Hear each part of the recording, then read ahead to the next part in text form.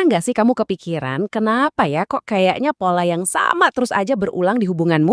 Nah, hari ini kita bakal coba lihat lebih dalam gimana masa lalu kita yang seringkali nggak kita sadari ternyata ikut ngebentuk hubungan kita yang sekarang. Dan yang paling penting, gimana caranya kita bisa pulih buat membangun masa depan yang jauh lebih sehat. Kita mulai dari pertanyaan ini deh. Rasanya familiar banget kan? Siklus berantem yang kayaknya nggak ada ujungnya. Pemicunya mungkin ganti-ganti, tapi perasaan dan reaksinya ya itu-itu lagi. Kalau kamu ngerasain ini, tenang, kamu nggak sendirian kok.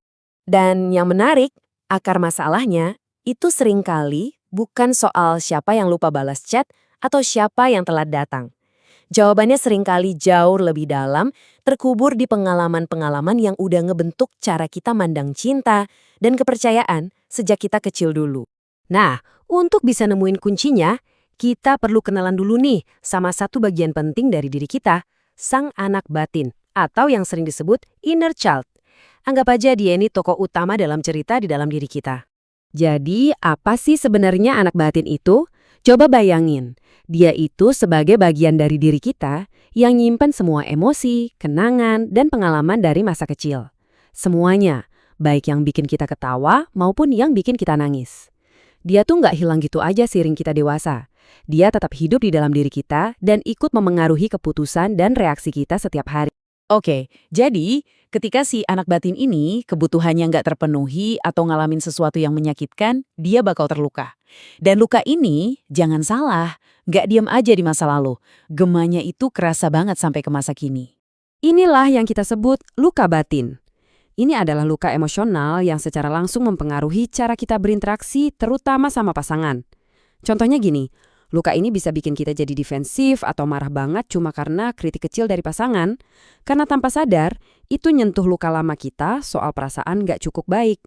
Proses kebentuknya tuh biasanya gini, semua berawal dari kebutuhan dasar di masa kecil yang nggak terpenuhi. Misalnya butuh rasa aman atau butuh divalidasi.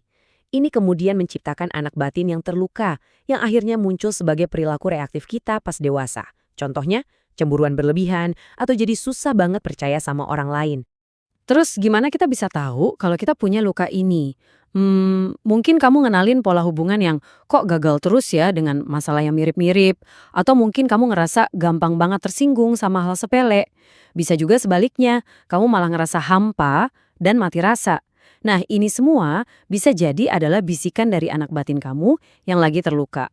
Sekarang pertanyaannya, apa akibatnya kalau luka-luka ini kita diamin aja, nggak kita sadari, dan nggak kita pulihkan? Konsekuensinya bisa sangat nyata dalam hubungan kita. Dampaknya ini bisa serius banget loh, mulai dari susah ngendaliin emosi pas lagi marah, sampai yang paling kita nggak mau, tanpa sadar kita malah mewariskan pola luka yang sama ke anak-anak kita nanti. Ini adalah sebuah siklus yang harus banget kita sadari untuk kita putus.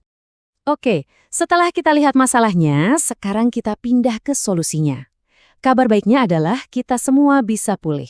Dan proses pemulihan ini bukan berarti kita harus menghapus apa yang udah terjadi, karena itu kan nggak mungkin ya. Jadi tujuannya bukan buat lupa, tapi buat berdamai. Tujuannya adalah sampai di titik di mana kita bisa ngeliat luka kita dan bilang, oke, kamu memang bagian dari ceritaku, tapi kamu nggak lagi ngendalin hidupku. Jadi, gimana cara mulainya? Semua dimulai dari kesadaran. Pas kamu ngerasain emosi yang kuat banget, coba berhenti sebentar. Amati situasinya tanpa ngejudge, kenali apa yang sebenarnya kamu rasain, terus tanya ke diri sendiri. Reaksiku yang sebesar ini tuh beneran soal sekarang? Atau jangan-jangan ada gema dari masa lalu yang lagi teriak? Intinya, ini soal ngasih jeda antara pemicu dan reaksi. Ketika kita memulai perjalanan ini, yang sembuh itu bukan cuma diri kita sendiri loh. Kita itu sebenarnya lagi meletakkan fondasi untuk masa depan yang sama sekali baru. Masa depan yang lebih sehat dan tentunya lebih penuh cinta. Nah, ini dia intinya. Kita nggak bisa dong membangun hubungan yang kokoh di atas fondasi yang rapuh.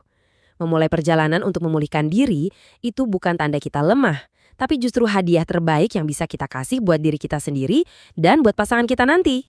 Dan saya mau tutup pembahasan kita dengan pesan ini. Pemulihan itu intinya adalah tentang merebut kembali kendali atas cerita hidup kita. Jadi pertanyaannya sekarang bukan lagi, apakah aku punya luka? Tapi lebih ke, apakah aku siap untuk memulai perjalanan untuk berdamai dengan luka itu?